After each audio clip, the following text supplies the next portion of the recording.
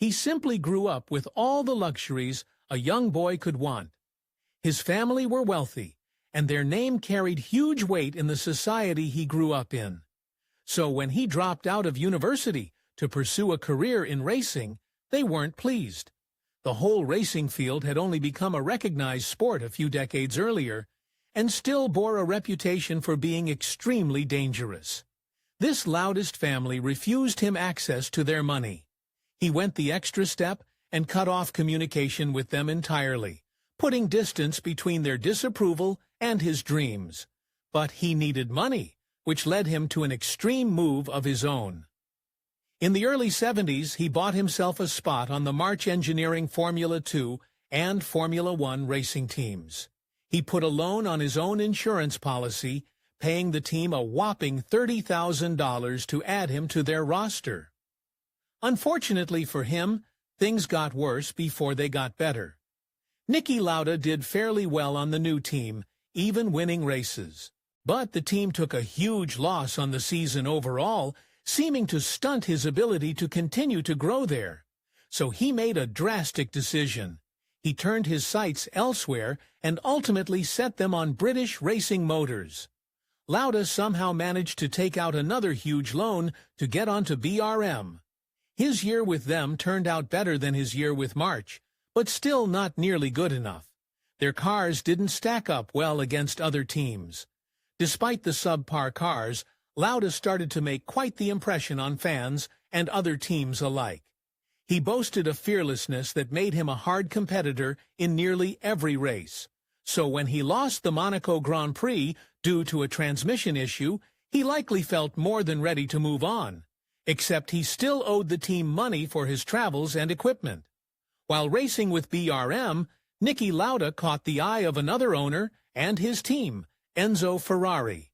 Considering their own waning success with race cars, Ferrari saw a unique opportunity with Lauda, so they made a cutthroat move of their own. They paid off his debts to BRM to get him on their team.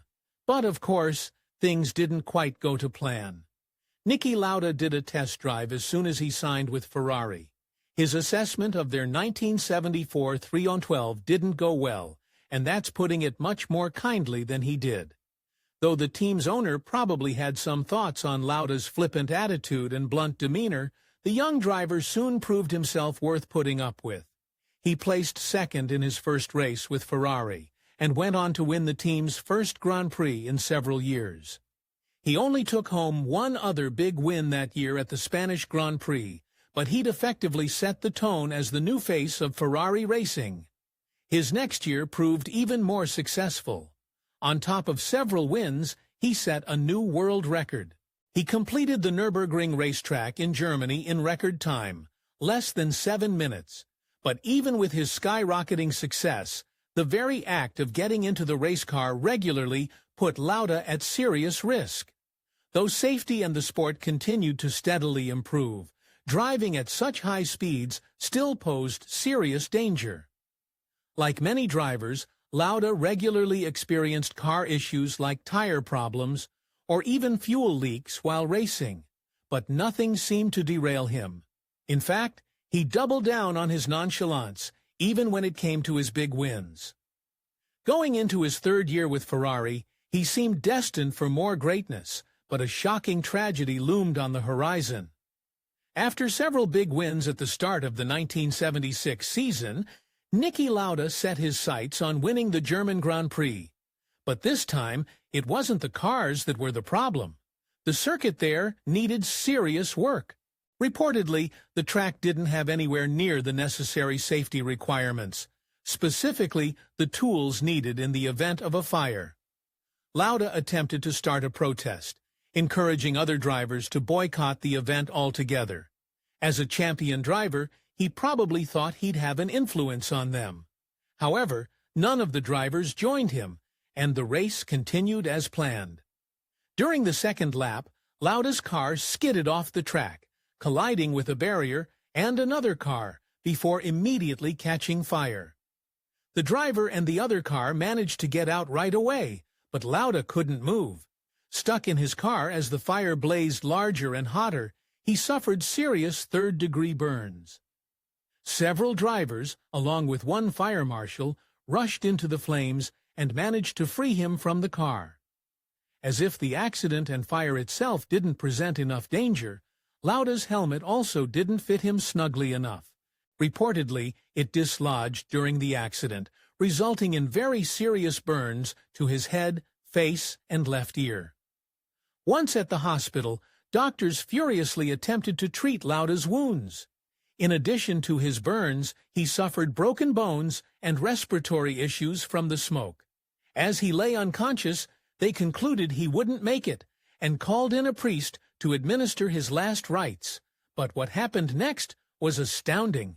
Somehow, Niki Lauda managed to regain consciousness and quickly started to recover. The accident left his face scarred from the burns, but he didn't take the time to let the doctors do any serious surgery to fix the aesthetics. In keeping with the kind of man everyone knew him to be, he wanted to get back on the track ASAP.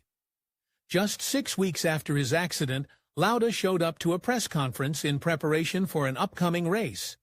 He appeared with his head still covered in bandages, and some even report that he sometimes bled through them in public. By his own admission, the prospect of getting back on the racetrack after surviving a nearly fatal accident only a little over a month before truly scared him. It didn't scare him enough, though. With bandages secured firmly under a new helmet, he raced to a fourth-place finish at the Italian Grand Prix. People across the world of racing celebrated Lauda's bravery and courage. Then he pushed the boundaries of his devil-may-care attitude. It seemed nothing could stop him, but not everyone fawned over his miraculous return. A British racer named James Hunt likely began crossing paths with Lauda in the early 1970s as he himself rose to fame in the sport. But by '76, Lauda posed the biggest threat to him winning the World Championship. By the time the Japanese Grand Prix arrived, the last race of the season, all eyes were on Lauda and Hunt. Lauda ranked just a few spots behind Hunt, who ranked first and could still win the championship in this race. When the day of the race arrived, both drivers faced something they didn't see coming. The race took place during serious rainfall, and though Lauda did start the race, what he did next seemed to go against everything he stood for. He gave up after 2 laps, effectively giving Hunt the win. Driving in serious rain already puts all the drivers at more risk than driving in normal weather.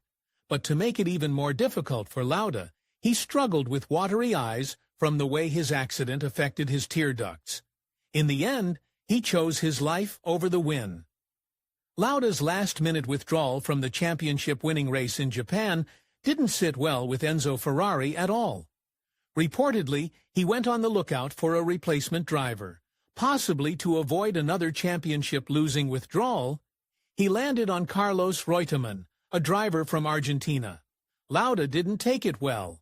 The whole situation rubbed Lauda the wrong way, making him feel like he had no support from his own team.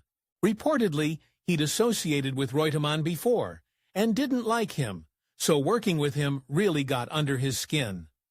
Lauda ended up announcing his plans to leave Ferrari that same year, but in the end, he managed to do it with a little extra bit of pettiness. Niki Lauda took on the 1977 racing season with finesse and skill. He raced so consistently and ranked so well that he clinched the World Championship before the final 2 races of the season. His next move was downright shocking. He immediately quit Ferrari and refused to drive in the last races, and then, for an astounding $1 million salary, he joined Ferrari's highest competition at the time, Brabham Alfa Romeo. It was the final blow in his contentious relationship with his ex-team. He'd come a long way from the young man who took out a loan on his own insurance to get on a team. Still, his new celebrity status didn't guarantee a smooth course ahead. Lauda's years on the new team didn't go nearly as well as his time with Ferrari. Their cars suffered from multiple design issues, causing him to have to withdraw from several races. Even so, he managed to place 4th in the 1978 championships. But by the next year, Lauda decided to change his entire life. In a very Lauda way, he quit with some flair. Still with Brabham, he went to Canada for his second-to-last race of the 1979 season.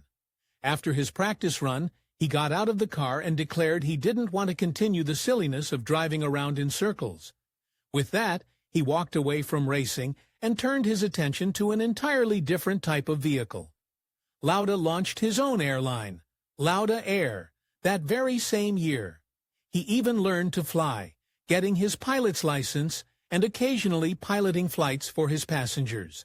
But it takes money to run an airline, and though he made plenty in his years racing, he still needed more to push his new business ahead. He found himself doubling back, probably sooner than he anticipated. In '82, Lauda returned to racing. This time, he signed with McLaren for a reported $3 million, the highest salary awarded to anyone in the sport up to that time. He got cheeky with his negotiations, declaring he charged $1 for his racing and the rest for his personality. Before he officially hit the track again, Lauda rallied for the support of other drivers to protest agreements around their sport. New contracts tried to make drivers fully commit to their respective teams, which ultimately affected their ability to negotiate their salaries. As you can imagine, for such a mercenary driver, this rubbed Lauda the wrong way. He inspired the other drivers to set out a race until the sporting authority agreed to the new terms, and this time he won. With the new agreements in place, Lauda returned to the work of proving he still had it. In that first year back, he won the Long Beach Grand Prix. But other than that, he didn't climb back to the heights of almost a decade prior. The next year brought even less success. He didn't win a single race. The following year, Alain Prost, a French racer, joined his team. And just as before, he struggled with having a new teammate. This time, he reportedly felt threatened by Prost, who brought his own history of wins to the team. Perhaps Lauda expected to be the main attraction considering his history, but in the end, things turned out much better than he expected. Niki Lauda ended the season grateful for having Prost to push him to be his most competitive. He ended the year with a record-making World Championship win, his third to that point. The 1985 season turned out to be mostly a flop. He withdrew from several races, partly due to breaking his wrist during a practice race. He won one more big Grand Prix that year, then finally decided to walk away from the sport for good. Kind of. Despite his own comments on its silliness, he never could truly get away. Over the next couple of decades, Lauda stuck around the world of racing in multiple different roles. This included work as a TV commentator and in varying capacities for teams like Ferrari and Jaguar.